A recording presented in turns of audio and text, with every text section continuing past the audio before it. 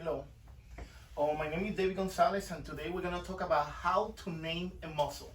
There are 7 rules that we use in order to name a muscle: the location of the muscle, the size of the muscle, the shape, the orientation of the muscle, the origin and insertion of the muscle, the number of heads, and the function. When we start about the location, if the location of the muscle happen to be in the chest area, we're going to call it pec. Pectoralis or pectoral means chest. So another rule that we have is the size. In this particular case, you have the pectoralis major. So the name of the muscle is telling you the location and the size of the muscle. Every time that you have a muscle that have a size attached to it, is because there's another muscle with a different size. In this particular case, you have the pectoralis major, which is superficial, bigger on the pectoralis or chest area. Major implies that the muscle is big. Right under this muscle, you have the pectoralis minor.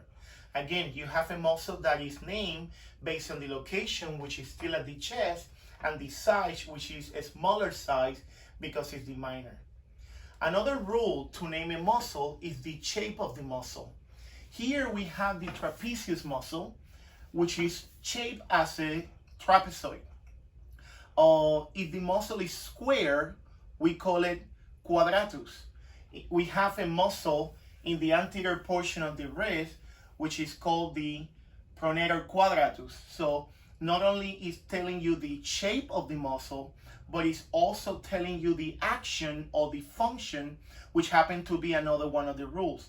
So in this particular case, you have the pronator quadratus. So the name of the muscle is based on the action, which is basically pronation, and the shape of the muscle, which is a square shaped muscle. Another rule is the orientation of the muscle. Here in the abdominal aspect of the body, we have the abdominal muscles. So we have a muscle that is called the external oblique. External oblique means that the muscle is closer to the surface, is more external, versus the other muscle that is right deeper to that one, which is the internal oblique. So external oblique telling you that the muscle is closer to the surface, but the direction of the muscle is oblique. Okay, so it's diagonal. When you look at a layer deeper, you have another muscle which is called the internal oblique. Again, the name implies the muscle is deeper to the external. Another muscle that we have in this area is the rectus abdominis. So rectus implies that the muscle is straight, and abdominis in the location of the abdominal area. Down here in the quads, you have the rectus femoris. Again, the name of the muscle implies that the muscle is straight and that the muscle is located on the femur area. Okay? Another condition of naming a muscle is the origin and insertion. A muscle like the sternocleidomastoid that is named based on the attachment that you have into the bony aspects around.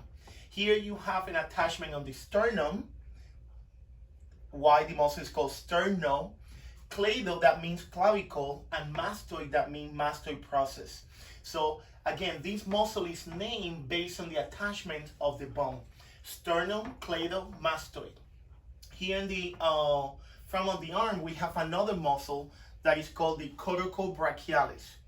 Coracobrachialis implies that the muscle is attached to the coracoid process of the scapula and insert in the brachium or the humerus.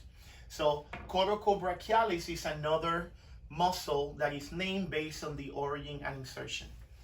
Another rule is the number of heads. If the muscle has 2 heads, it will call biceps. So when you look at the muscle here, you have what is called the biceps brachii. It's important to know that I always said that these muscles have a name and a last name. Biceps brachii. Bicep is telling you that is a muscle that has 2 heads, and brachii imply the location. That's important to know because when you look at the femur, in the posterior femur, you have a muscle that is called biceps femoris, which is part of the hamstrings muscle group. But when you look at the biceps femoris, it's telling you that the muscle has 2 heads, but it's located in the femur. Bicep brachii, it has two heads, but it's located in the brachium. So important to know those differences.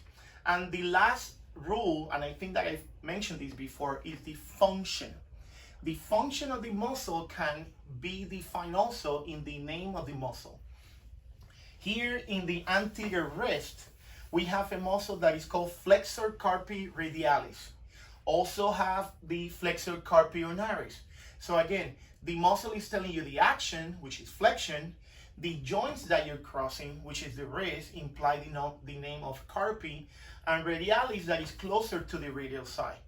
You also have the flexor carpi ulnaris that will be right next to it, but mostly on the medial aspect of the anterior form.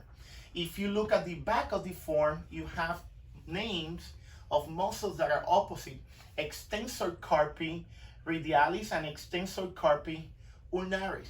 So again, you have muscles that are named based on their location, their size, their shape, the orientation of the muscle fiber, the origin and insertion, the number of heads, and the function.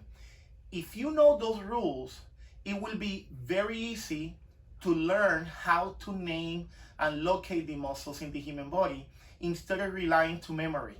So again, use those rules so you can start your process of learning muscles and their names.